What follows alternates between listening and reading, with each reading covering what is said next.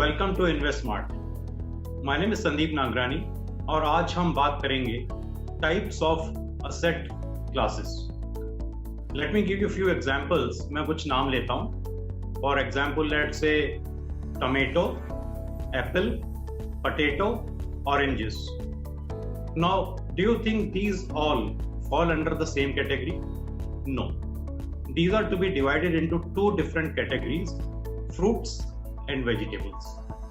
कहने का मतलब ये है financial assets और physical assets. These are the two asset classes that we are going to discuss today. जब भी asset classes की बात होती है लोग जनरली कंफ्यूज हो जाते हैं। मैं देखता हूँ कई लोगों की क्वेरीज आती हैं। They ask me, sir, shall we invest in RBI bonds? Shall we invest in fixed deposits, PPF, NSE, ULIPs? They do not know what asset classes they are going to invest in.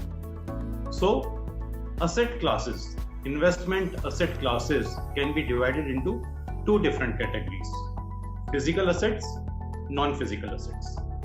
Non-physical assets को हम financial assets भी कहते हैं। शुरुआत करते हैं हम physical assets।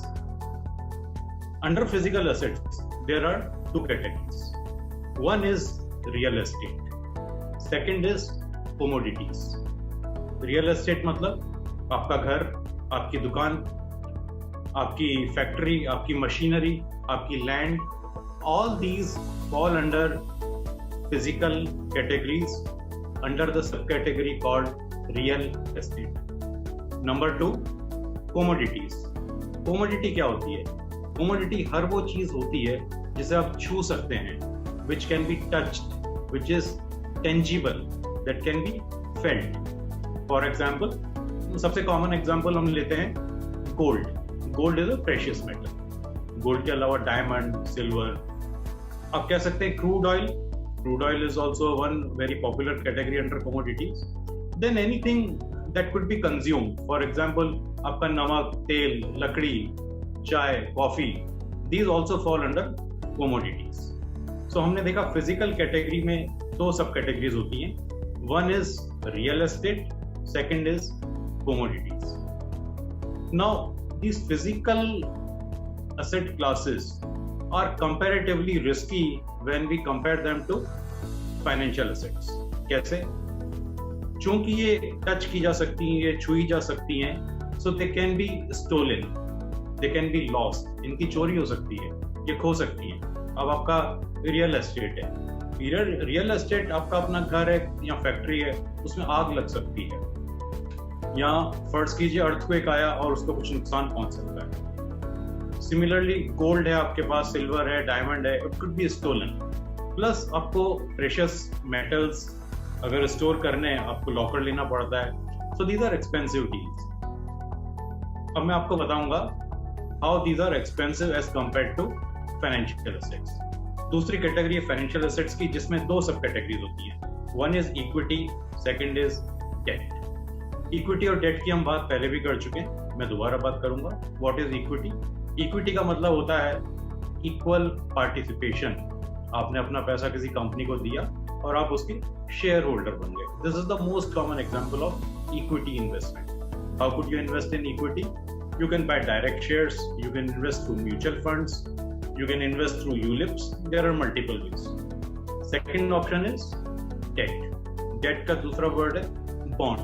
इसका मतलब आपने अपना पैसा किसी को दिया on a fixed return, fixed rate of return, और एक तयशुदा फ्रीक्वेंसी पर आपको आपका पैसा लौटा दिया जाता है। सबसे कॉमन एग्जांपल फिक्स डिपॉजिट। हमारे देश में सबसे ज्यादा एग्जांपल्स डेट कैटेगरी में ही पाए जाते हैं। For example PPF, NSE, post office MIS, fix deposit, recurring deposits, RBI bonds वगैरह वगैरह। You can not touch these physical assets.